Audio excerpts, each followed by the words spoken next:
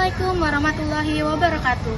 Pada kesempatan kali ini, kelompok kita akan membahas mengenai analisis hoaks kesehatan di media sosial dengan klaim diabetes tipe 1 dan tipe 2. Klaim diabetes tipe 1 dan tipe 2 bisa sembuh tanpa obat, katanya.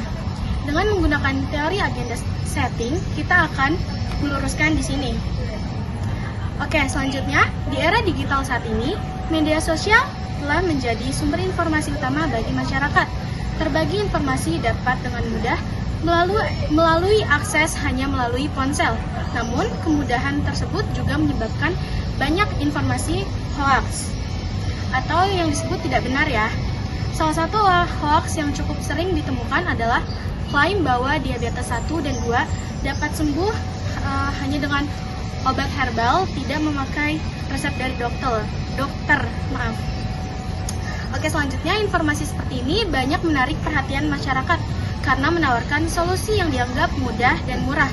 Akibatnya, tidak sedikit orang yang mempercayai informasi tersebut tanpa melakukan pengecekan terlebih dahulu.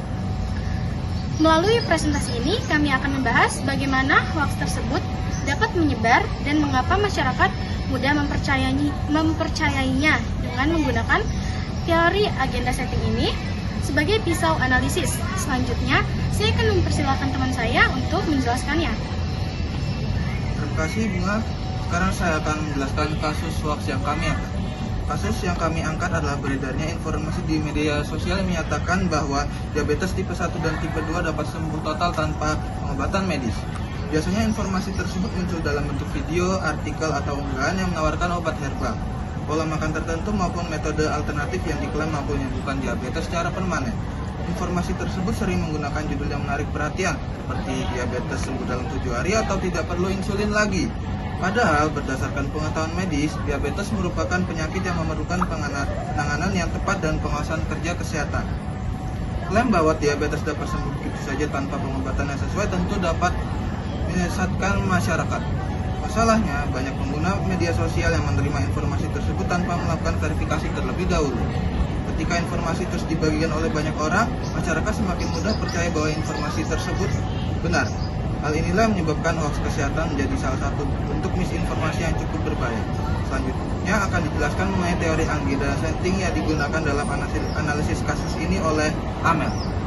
Nah, saat ini kita menggunakan teori agenda setting, yaitu untuk menganalisis kasus ini kami menggunakan teori agenda setting yang dikemukakan oleh Maxwell M. Sitcom dan Donald Shaw. Teori agenda setting ini menjelaskan bahwa media memiliki kemampuan untuk mengaruhi perhatian masyarakat terhadap isu. Nah, media juga tidak secara langsung menentukan apa yang harus dipikirkan oleh masyarakat, tetapi media menentukan isu apa yang dianggap penting oleh masyarakat. Nah, semakin sering suatu isu diberitakan atau tampilkan, maka semakin besar kemungkinan dalam konteks media sosial. Proses agenda setting ini terjadi ketika sebuah informasi terus muncul di beranda pengguna melalui unggahan, video, maupun rekomendasi algoritma. Akibatnya masyarakat menjadi lebih fokus pada isu tersebut dibandingkan isu lainnya. Nah, teori ini sangat relevan digunakan untuk menganalisis penyebaran hoaks. Hoaks kesehatan karena media sosial memiliki peran besar dalam membentuk perhatian dan mengapresiasi persepsi masyarakat terhadap suatu informasi. Selanjutnya akan dijelaskan dalam hubungan antara teori ini dengan kasus yang kami bahas.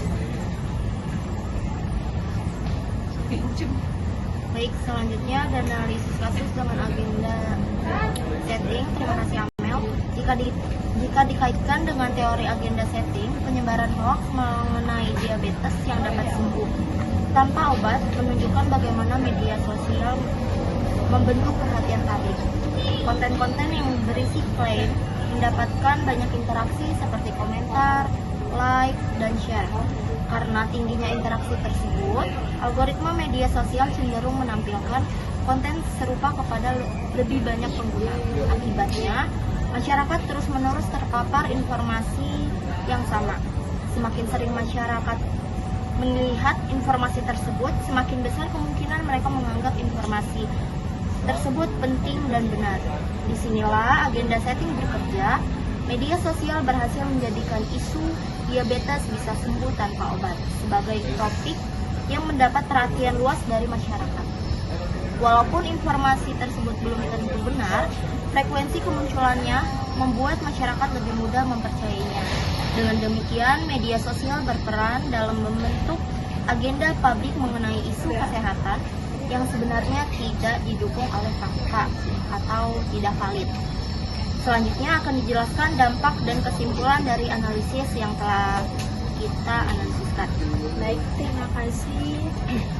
Untuk kesimpulan, saya akan menjelaskan bahwa penyebaran hoax kesehatan tentu memiliki berbagai dampak negatif bagi masyarakat. Tiga di antaranya, yang pertama yaitu masyarakat sering sekali mendapat informasi yang salah mengenai penyakit dan pengobatannya. Yang kedua, masyarakat berpotensi mengambil keputusan yang keliru terkait kesehatan mereka. Dan yang ketiga, kepercayaan terhadap informasi yang berasal dari tenaga kesehatan dapat mengurangi rasa kepercayaan masyarakat karena masyarakat lebih percaya pada berita atau informasi yang sedang viral di media sosial. Untuk mengatasi masalah tersebut, masyarakat perlu meningkatkan literasi digital dan membentuk kemampuan berpikir kritis sebelum menerima informasi. Sebagai kesimpulan, dijelaskan bahwa kasus penyebaran hoax kesehatan yang mengklaim bahwa penyakit diabetes 1, tipe 1 dan tipe 2 bisa sembuh tanpa obat dapat dijelaskan melalui teori agenda setting. Sebelum mempercayai sebuah informasi atau membagikan suatu informasi bisa